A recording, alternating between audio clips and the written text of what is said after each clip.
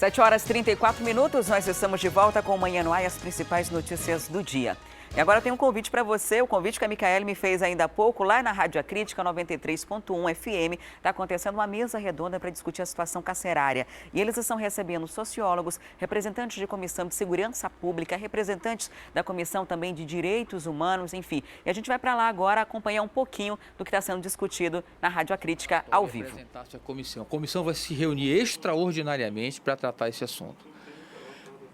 Não posso dizer agora o que nós recomendamos no relatório, mas eu posso dizer o que nós encontramos. Nós encontramos lá o Anísio Jobim, que não tem nenhum curso profissionalizante para os presos, nenhum curso. Conseguiram um curso de encanador, deram a parte teórica toda, quando chegou na prática, o governador falou que não tinha dinheiro para comprar os canos, quer dizer, foi zero. E conseguiram também, com muito custo, um curso para pedreiro. Deram a parte prática, quando chegou na parte teórica, quando chegou na parte prática, cadê? Não tem tijolo, não tem cimento para fazer. Então, eles não têm o direito básico do que todo preso tem de ter uma profissão, direito de aprender uma profissão para sair de lá, já ter uma condição de sair de vida, mudar de vida. Ele tem que ser reinserido na sociedade. As prisões do estado do Amazonas são verdadeiros depósitos de preso. Põe o preso lá, joga o preso lá e pronto. O poço que fornece água para Anísio Jobim foi feito para 450 pessoas. Tem 1.200 e pouco. Como é que... Então faltava água constantemente. Agora me explica, como é que uma empresa que recebe em 5 anos 1 bilhão e 100 mil reais não tem condições de comprar um poço, fazer um poço? Quer dizer, para onde está indo esse dinheiro? Entendemos que o governo sabia do que ia acontecer. Em outubro de 2015, a Polícia Federal, fazendo uma escuta autorizada pela Justiça, interceptando membros da facção Família do Norte, em que eles diziam que iriam eliminar os PCCs no Amazonas. Outubro de 2015, o que o Estado fez? Nada. Então foi negligente, a responsabilidade é objetiva do Estado e entendemos que essa empresa Humanizare não prestou o serviço, o Estado pagou por um serviço que não foi prestado, mas o Estado tem culpa. Sabe por quê? Porque não fiscalizou. Bom, eu vou dirigir minha pergunta agora para o vice-presidente da Comissão de Segurança Pública da Assembleia Legislativa do Amazonas, o deputado Platini Soares, e aí a gente quer saber sobre a entrada aí da PM nos presídios. Isso é inconstitucional? Como é que vocês veem essa questão da segurança? Completamente inconstitucional, ilegal. Além de tudo, a Polícia Militar ela não tem treinamento para custodiar esses presos. Infelizmente, a gente não conseguiu pegar aqui o áudio do deputado Platini Soares. O Platini, que é deputado, ele que é da Comissão de Segurança Pública. Acabamos de conseguir ouvi-lo? Vamos tentar ouvir um pouquinho o Platini, que é representante da Comissão de Segurança Pública. A questão dos terceirizados. O Estado ele precisa tomar uma medida que seja definitiva. O agente penitenciário é uma carreira de Estado. Ele, ao ser inserido dentro do Estado, ele recebe um treinamento específico, que é o treinamento de custódia de presos, de cárcere. Ele tem um treinamento diferenciado para lidar com aquele tipo de situação. Então, de forma alguma, a PM seria uma solução dentro de presídio. O policial militar, em sua maioria das vezes, é o algoz do preso. Então, isso aí poderia, inclusive, causar ainda mais situações conflituosas. Então, a PM, dentro de presídios, de forma alguma, seria a solução que a sociedade espera, que vai solucionar, de fato, esse grande problema que hoje nós vivenciamos. E qual seria a solução O do seu ponto debate de vista? está bom ali A pela solução Rádio principal- Acrítica, ele vai continuar acontecendo ao vivo na 93.1 FM. Aí representantes da Comissão de Direitos Humanos da Ordem dos Advogados do Brasil, tem sociólogos, deputados da Comissão também de Direitos Humanos. O Platini, que além de ser policial militar, faz parte da Comissão de Segurança Pública, e tem um representante que estava ainda há pouco aqui, representante dos agentes penitenciários no Brasil, que também participa dessa discussão. Se você quiser acompanhar, é só sintonizar 93.1 FM, a Rádio Acrítica. E olha, agora a gente muda de assunto aqui no Manhã no Ar, porque um evento aqui em Manaus promete juntar empreendedorismo e cultura. É a primeira edição do Vilarejo, que vai ter entrada gratuita. Quem conta pra gente como participar é o Danilo Alves, com quem eu converso agora ao vivo. Olá, Danilo. Esse projeto é bem inovador, né? Para troca de ideias. Conta pra gente, como é que vai ser realizado? Isso mesmo, Adriane, é o Vila Hub Coworking. A gente sabe que é uma nova ideia aí, e esse evento, o Vilarejo, tem o objetivo de justamente integrar os empreendedores, os participantes, para poder trocar ideias e, quem sabe, projetos para uma nova empresa. Quem vai falar sobre o evento vai ser o Gustavo Jenkins, o coordenador. Então, fala um pouquinho para a gente, muito bom dia, sobre o evento. Como é que vai funcionar, o que vai ter de diferente lá, qual vai ser o objetivo principal do Vilarejo? Bom dia. Primeiro de tudo, o Vilarejo vai acontecer no Vila Hub Coworking, que fica aqui perto da Crítica, na Avenida do Sol, quadra B, casa 2. O intuito ali é integrar mesmo as pessoas, os profissionais, de uma forma um pouco diferente, prospectar as metas para o futuro, ouvir uma boa música, conversar, com atividades bem diversificadas e interessantes.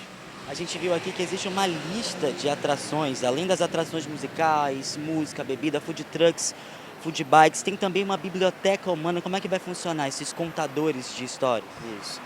A ideia é que a pessoa que se interessar por ouvir a história mesmo do contador vai ler a sinopse dela e vai sentar para conversar, bater um papo mesmo, como um livro aberto humanamente. E sobre essa cápsula do tempo, existem as metas para 2017, as pessoas vão escrever lá as metas, colocar num baú, explica pra gente mais também essa outra novidade. Isso, a ideia é que essas metas já comecem agora no início do ano, elas possam botar todas as ideias dela dentro dessa cápsula e deixar trancadas por um ano inteiro, para quando chegar no final do ano a gente abrir e ver se ela foi realizada, se não está faltando alguma coisa. E acontece quando o evento? Amanhã, que horas? Acontece amanhã, né, sábado, a partir de meio-dia. Aí a partir de 6 horas o pub já está aberto também, com mais música ao vivo e muita gente boa e bebida boa também. Muito obrigado, viu, Gustavo? Então é isso. A gente sabe que o coworking é uma ideia nova, que é justamente integrar essas empresas com ideias diferentes para poder criar empregos também e, lógico, projetos integrados, lógico, porque a gente sabe que hoje a nossa economia precisa de novos projetos e com essas ideias, eventos como o evento aqui que o Gustavo está coordenando, é muito importante para poder nortear uma outra situação para a nossa economia, uma situação aí alternativa para poder melhorar aí a nossa situação. Adriane. Então vamos só reforçar, Danilo, o horário e o local do evento? Vamos reforçar sim, vai ficar, o evento Vilarejo acontece lá na Avenida do Sol, no bairro Morada do Sol. O Vila Hub Coworking acontece a partir do meio-dia e vai parar à noite aí. Ok, Danilo, muito obrigada pelas informações, ótimo dia para você. E agora chegou a hora da gente falar das notícias de esporte. O NASA anunciou mais um reforço para essa temporada. É o atacante Alexandro. A mais nova contratação é do Rio de Janeiro, tem 21 anos e foi revelado pelo Bahia. Ele já deve estrear no próximo dia 29 contra o Galvez do Acre, na pré-Copa Verde. Outro reforço que foi confirmado esta semana foi o atacante Jack Chan. Ele é uma das revelações do futebol amazonense do ano passado. Ele e o Alexandre devem ser apresentados na próxima semana no Centro de Treinamento Barbosa Filho, que fica no Coroado. Lembrando que esse ano o Nacional está formando elenco para disputar o Campeonato Amazonense e também a Copa Verde. E falando de futebol, o Fast Clube faz hoje o segundo jogo da Copa São Paulo de Futebol Júnior. O jogo vai ser lá no Baetão, em São Bernardo do Campo, interior de São Paulo. O tricolor amazonense enfrenta o Bahia às 7 horas da noite, no horário de Manaus, e precisa bastante aí apresentar um bom futebol. Ele já jogou no Baetão e perdeu feio, levou uma goleada aí de 5-0, então a gente vai torcer bastante para que o Fast consiga aí uma boa classificação e se recupere dessa primeira derrota na estreia.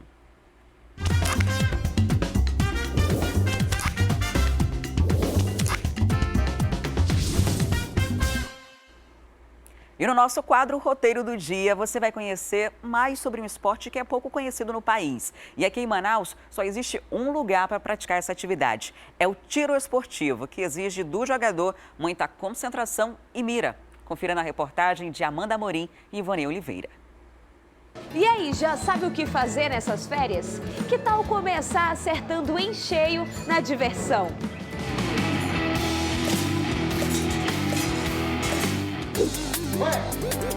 E o tiro esportivo é uma boa opção para você curtir o fim de semana com a família e os amigos. Para quem não sabe, essa modalidade esportiva não é proibida no Brasil, até porque não se trata de armas de fogo. Mas a única exigência é que seja mantida essa ponteira laranja ou vermelha no cano do equipamento. Obrigatoriamente tem que ter uma ponteira que diferencie esse equipamento de um equipamento real, de uma arma real. O esporte foi desenvolvido no Japão e chegou ao Brasil no finalzinho dos anos 90. Na capital amazonense, existe somente um local especializado para a prática da modalidade. No dia 2 de dezembro, nós iniciamos as atividades e a ideia era justamente preencher esse vazio, né, que tem com relação a essa ansiedade do povo de conhecer, de ter contato com armas. Antes de iniciar a atividade, o jogador recebe instruções de manejo e segurança. Não existe uma idade mínima para a prática do esporte, mas menores de 16 anos é preciso estar acompanhado dos pais por segurança. Existe sempre o risco da esfera, que é o projétil, retornar lá do fundo e aí bater na pele da criança e machucar. Mas, de qualquer maneira, qualquer criança acompanhada dos pais pode usar esse ambiente aqui. Existem 4 ambientes para a prática de tiros: o stand simples, o shot in the dark, o desafio e o circuito IPSC. Em cada local, a quantidade de munições é diferenciada. Segundo a coordenação do local, em média 120 pessoas por dia praticam a modalidade de tiro. Inclusive o Pedro, que é universitário e atirador esportivo. Ele mora em Brasília e é membro da Federação Brasiliense de Tiro Esportivo. E como está de férias em Manaus, ele aproveitou a oportunidade para se aperfeiçoar. O tiro eu comecei desde pequeno, né, com o ar comprimido e recentemente tenho aumentado o leque de modalidades que eu venho praticando. Essa questão da dificuldade eu acredito que dependa muito também da pessoa. Existem pessoas que têm mais facilidade e outras que nem tanto.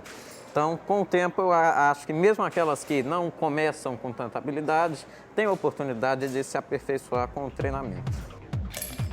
Pedro se interessou pelo esporte, que é uma modalidade olímpica. Desde cedo, ele recebe o apoio do pai. Pequenininho, a gente ia nos parques de diversão e ele sempre tinha interesse no o tirinho ali ao alvo, né? E ele já demonstrava, assim, um interesse.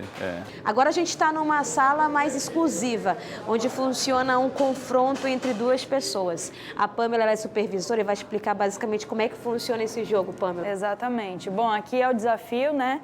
Como ela falou, é um duelo entre 2 pessoas. Aqui nós temos 18 alvos metálicos para cada participante, sendo uma melhor de 3, ou seja, são 3 rodadas, 3 magazines para cada um, sendo que em cada magazine, um magazine por rodada, em cada magazine nós temos 29 munições e aqui 18 alvos, tendo aí uma margem de erro ainda de 11 tiros, certo? Primeiramente eu tenho que derrubar todos os meus alvos aqui e o último é esse vermelho. Valendo! Resolvi tentar e minha primeira disputa foi contra o Pedro. Não precisa nem dizer quem se saiu melhor. Acabou a munição.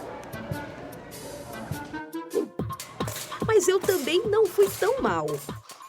Quem quiser praticar o esporte aqui, o valor é a partir de R$ 25,00 e o local fica na Avenida Pedro Teixeira, na Arena Mall. O horário de funcionamento é de segunda a sexta, das 5 às 10h30 da noite. Sábado e domingo abre um pouco mais cedo, às 3 horas da tarde.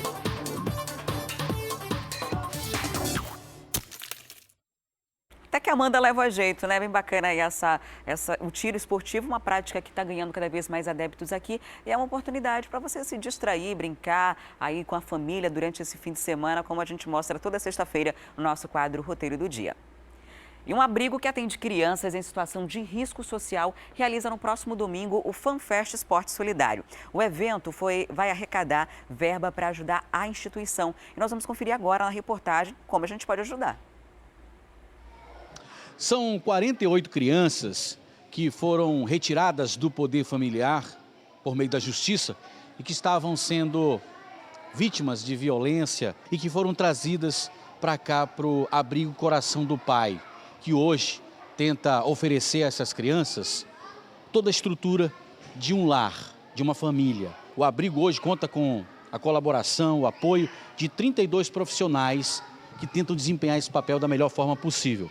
A Vânia Hall é diretora aqui do abrigo. Hoje, com 48 crianças, todo esse suporte, vocês conseguem atender aí mais do que o dobro, né? Porque o certo seria, num primeiro momento, atender a 20 crianças. Hoje vocês atendem a 48 crianças.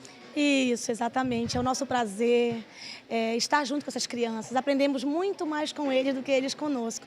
Temos 48 crianças entre 2 lares, um em Manaus, outro em Iranduba. Como é que está funcionando aqui esse serviço a essas crianças? Eles têm 6 refeições diárias, vão à escola, têm todas as suas necessidades, né, suprida. Então nós estamos hoje contando com muitos eventos, fazemos muitos eventos, doações. Esse Natal foi muito bom. Eu costumo dizer que eu amo o Amazonas, o povo de Manaus é muito solidário.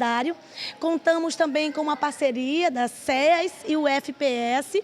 E no demais nós contamos com doações. A maioria dos subsídios que vem para cá, para o Coração do Pai, é de doações de terceiros, de pessoas como você e eu. Nós conhecemos um pouco do abrigo, vimos que existem muitos problemas, como falta de uma porta num armário, num guarda-roupa, né? E a gente sabe que o abrigo precisa de ajuda, além do apoio que a Secretaria de Assistência Social do Estado proporciona a eles, né, que faz com que eles paguem a folha de pagamento durante 8 meses, e o apoio que o abrigo recebe das pessoas é muito grande. E aqui, um desses colaboradores, um desses apoiadores é o Dr. Jorge, que tem a sua esposa aqui, que trabalha aqui, né, de forma voluntária, pediatra, e aí eles pensaram numa forma de ajudar ainda mais o abrigo. Montaram um projeto que vai acontecer agora no dia 8 de janeiro, a primeira edição do FanFest Esporte Solidário. Nessa procura de pensar como a gente arrecada, surgiu a ideia de uma festa. A Vânia, que naquela cabecinha fica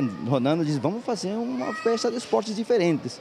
E pronto, aí surgiu aeromodelismo, automodelismo, acrobacias em moto, a corrida de drones, que eu não tinha nunca visto, nem sabia disso, já fizeram uma demonstração lá. Nada melhor como esporte para trazer não só as pessoas, né, para ajudarem o abrigo, como também sensibilizar, né, quem está no projeto. Sem dúvida, a ideia é que as pessoas vão se doar R$15. É uma pulseirinha que nós vamos colocar no braço de cada um. As pessoas vão poder entrar, conhecer o que é a corrida de drone, aeromodelismo, automodelismo, hipismo, vai ter paraquedismo, vai ter lá uma série de outras ações, vai ter artesanato, vai ter comida para quem quiser comer. É um dia todo, de 9 às 16 horas. E o que é mais importante, você vai fazer a sua parte solidária. Com esse recurso, nós vamos dar uma reformada, vamos garantir qualidade de vida para essa garotada que precisa e precisa muito de nós. Então, estamos contando com você, dia 8 de janeiro, domingo, a partir das 9 às 16 horas, você é nosso convidado, estaremos lá de braços abertos esperando você para dar um grande abraço e agradecer a tua participação.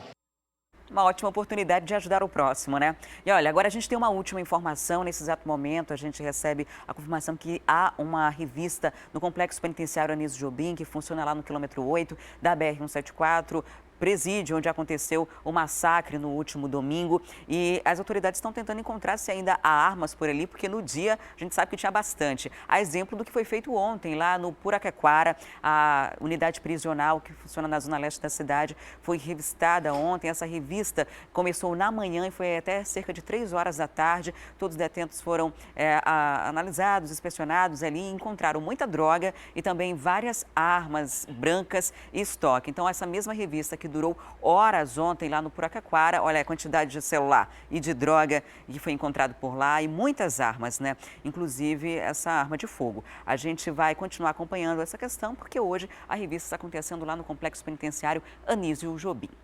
E o Manhã no Ar fica por aqui. Muito obrigada pela sua audiência, por dividir essa semana comigo, minha primeira semana oficial aqui no Manhã no Ar. Foi um prazer dividi-la com vocês. E a gente fica por aqui. Você fica agora com Fala Brasil e as notícias do Brasil e do mundo. Continue acompanhando a programação da TV A Crítica. Aproveite seu fim de semana. E eu volto na segunda a partir das 6 horas e fico esperando por você. E olha, para quem continua com a gente ainda continua na internet, no aplicativo A Crítica Play, para qualquer lugar do mundo. Ótimo dia, bom fim de semana.